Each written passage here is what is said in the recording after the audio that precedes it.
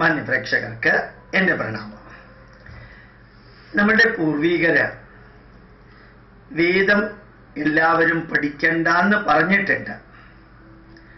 വേദം പഠിക്കണമെന്നില്ല എന്നും പറഞ്ഞിട്ടുണ്ട്. വേദം പഠിക്കരുത് എന്ന് പറഞ്ഞിട്ടില്ല. ഇപ്പൊ നമ്മൾ മാത്തമാറ്റിക്സിൽ വളരെ പുവറായിട്ടുള്ള ഒരു കുട്ടിയോട് നീ മാത്തമാറ്റിക്സ് ഇല്ലാത്ത ഏതെങ്കിലും സബ്ജക്റ്റ് എടുക്കാൻ, ഏതെങ്കിലും ഡിഗ്രി എടുക്കാൻ പറയാറുണ്ട്. സയൻസിനോട് താല്പര്യമില്ലാത്ത വ്യക്തിയോട് നമ്മൾ എന്താ പറയാ? എക്കണോമിക്സോ കോമേഴ്സോ വേറെ ഏതെങ്കിലും എടുക്കാം, അങ്ങനെയല്ലേ? ഇപ്പൊ മലയാളത്തിനോട് താല്പര്യമില്ലാത്ത വ്യക്തിയോട് പറയും താൻ ഇംഗ്ലീഷ് എടുക്കാം. ഇപ്പോൾ ചിലർക്ക് മാർക്ക് കൂടുതൽ കിട്ടാൻ ലാറ്റിനോ ഫ്രഞ്ചോ സാൻസ്ക്രിറ്റോ ഒക്കെ എടുക്കണം തോന്നും, അവനവന്റെ താല്പര്യം അനുസരിച്ചിട്ട്. അപ്പോ യഥാർത്ഥത്തിൽ വേദം എല്ലാവരോടും പഠിക്കണമെന്നില്ല എന്ന് പറയാൻ കാരണം വേദത്തിന് രണ്ട് ആസ്പെക്റ്റുകളുണ്ട്. വളരെ നന്നായിട്ട് മനസ്സിലാക്കിയാലേ ഉൾക്കൊള്ളാൻ പറ്റുള്ളൂ.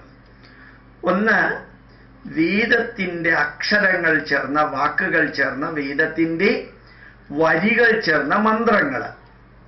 അക്ഷരങ്ങൾ ചേർന്ന, വാക്കുകൾ ചേർന്ന, വരികൾ ചേർന്ന മന്ത്രങ്ങൾ. ആ മന്ത്രങ്ങളാണ് വേദത്തിന്റെ ശരീരം എന്ന് പറയുന്നത്. The body of Veda means the hymns of Veda.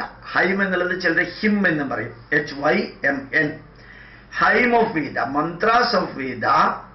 when we are putting the letter to make the words makes converted to stanzas to mantras or suktas.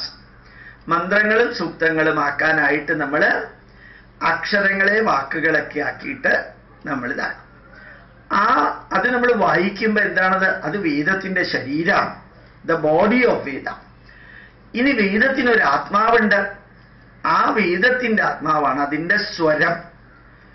ആ 10 സ്വരങ്ങളാണ് ഋഗ്വേദം, യജുർവേദം, അഥർവവേദത്തിനുള്ളത്. സാമവേദത്തിന് 14 ഉണ്ട്. ശ്രുതി എന്ന് പറയും, സ്വരം എന്ന് പറയും. അപ്പൊ ഉദാത്തം ഉയർത്തി ചൊല്ലാം, അനുദാത്തം താഴ്ത്തി ചൊല്ലാം. ഉദാത്തം എന്ന് പറഞ്ഞാൽ നോർമലായിട്ട് ചൊല്ലാം. ഒന്ന് തെറ്റി. ഉദാത്തം നോർമലായിട്ട് ചൊല്ലാം, സ്വരിതം ഉയർത്തി ചൊല്ലാം, അനുദാത്തം താഴ്ത്തി ചൊല്ലാം. അപ്പൊ ഉദാത്തം, അനുദാത്തം, സ്വരിതം. പിന്നെ രേഭം, ആ ഒരു എഫ് മാതിരി കൊടുത്തിട്ട് ചൊല്ലാം. രേഭം, അങ്ങനെ ദീർഘം, ഹ്രസ്വം, ദീർഘകമ്പം. ദീർഘകമ്പം എന്ന് പറഞ്ഞാല് ശരിക്കും ഇങ്ങനെ വിറപ്പിച്ചോണ്ട് പറയുന്നുണ്ട്.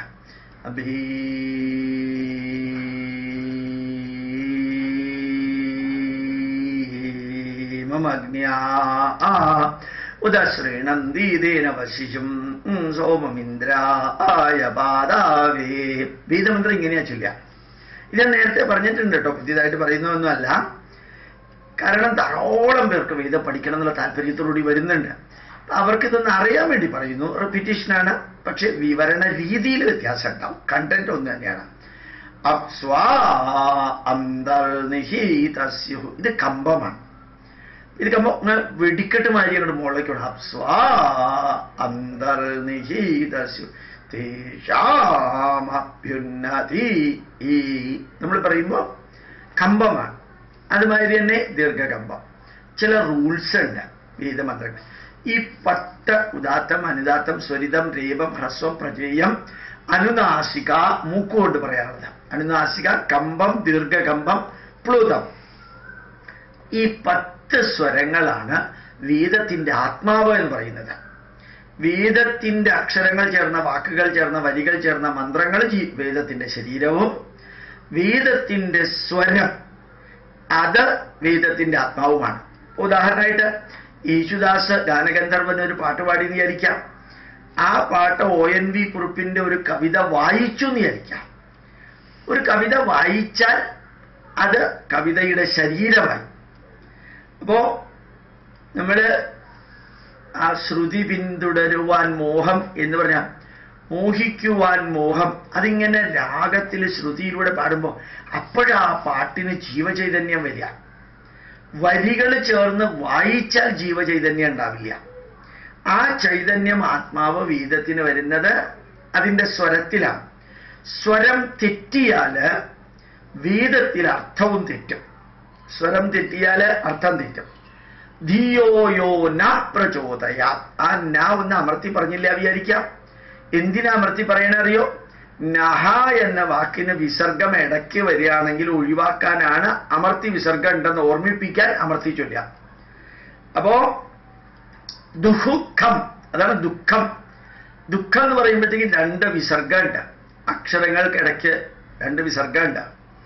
അപ്പോ അവസാനത്തില്, വരിയുടെ അവസാനത്തിൽ വിസർഗം വന്നാൽ പറയാം നമഹ പറയാം. ഇടയ്ക്ക് വരണമെങ്കിൽ നമ പാകം സവ്യായ ച രജസ്യായ ച നമശിഷ്യായ ച ഭേന്യായ ച നമശ്രീകത്യായ ച പ്രഭാഹ്യായ ച നമോ ഓനാദ്യായ ച വൈശന്തായ ച എന്ന് പറയുമ്പോ ഇടയ്ക്ക് വാക്കുകളിൽ വിസർഗം വന്നു കഴിഞ്ഞാൽ വരിയുടെ അവസാനത്തിൽ വരുമ്പോൾ പറയുന്ന മാതിരി പറയാറില്ല. വരിയുടെ അവസാനത്തിൽ വിസർഗം, അതൊരു നിയമമാണ്. ഇപ്പൊ വിസർഗം ഉണ്ടെന്ന് നമ്മൾ എങ്ങനെയാ അറിയാം? സഹ എന്ന് പറയുന്ന സ്ഥാനത്ത് സായേ ഉള്ളൂ എന്ന് വിചാരിക്കാം. അപ്പൊ സഹ ഉണ്ടെങ്കിൽ അമർത്തി പറയണം, അതായത് ശരിക്ക് സ്വരിതത്തോടു കൂടി അത് പറയണം. ഈ നിയമങ്ങള് നമ്മൾ ഒരു CD വെച്ച് കേട്ട് പഠിക്കാൻ വലിയ ബുദ്ധിമുട്ടാണ്.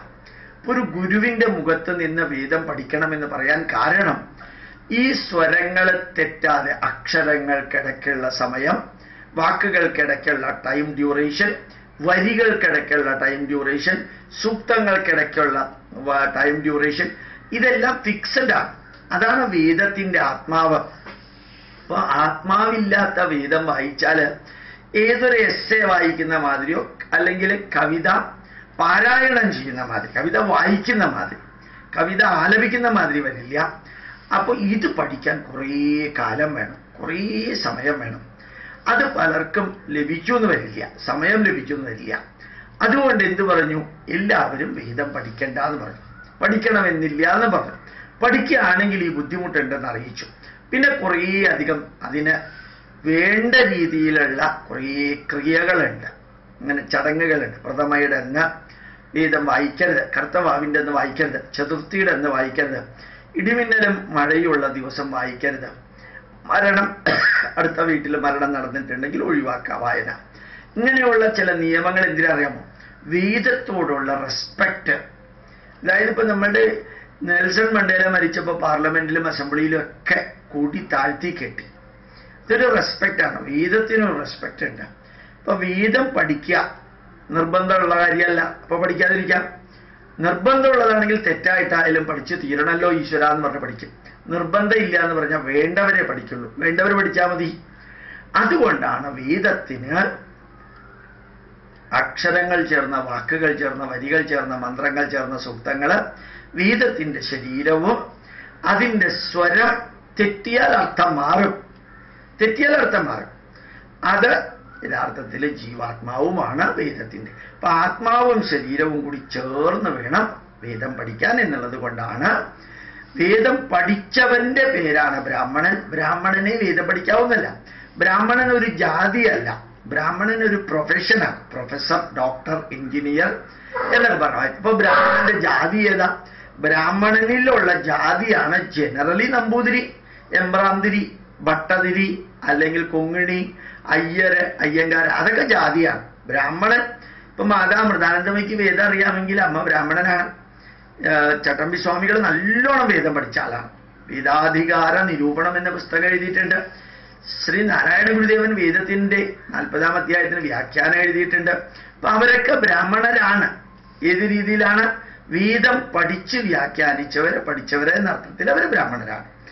അപ്പോ ആ അർത്ഥമേ ഉള്ളൂ ബാക്കിയുള്ളവർക്കും. അമ്പലത്തിലെ പൂജാരി ബ്രാഹ്മണനാണോ എന്ന് ചോദിച്ചാൽ അമ്പലത്തിലെ പൂജാരി വേദം പഠിച്ചിട്ടുണ്ടെങ്കിൽ ബ്രാഹ്മണനാണ്, അല്ലെങ്കിൽ ബ്രാഹ്മണനല്ല, അല്ലെങ്കിൽ നമ്പൂതിരിയാണ്. വേറെ ഏത് പേര് വേണമെങ്കിലും കൊടുക്കാം.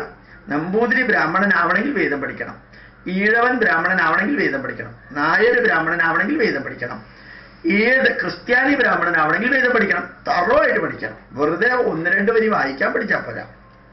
അപ്പൊ ബ്രാഹ്മണ്യം വർണ്ണമാണ്. വേദം പഠിച്ചവന്റെ ലെവലാണ് ബ്രാഹ്മണ്യം, മറ്റേത് ജാതിയാണ്. ഇത് കൂടി ഒന്ന് ശരിക്കും മനസ്സിലാക്കാൻ നമുക്ക് സാധിക്കണം. വേണമെങ്കിൽ വേദം പഠിക്കാം. എന്തായാലും ഞാൻ എല്ലാവരോടും പറയും, വേദം കേൾക്കണം, വേദം പഠിക്കണം. പ്രണാമം, നമസ്കാരം.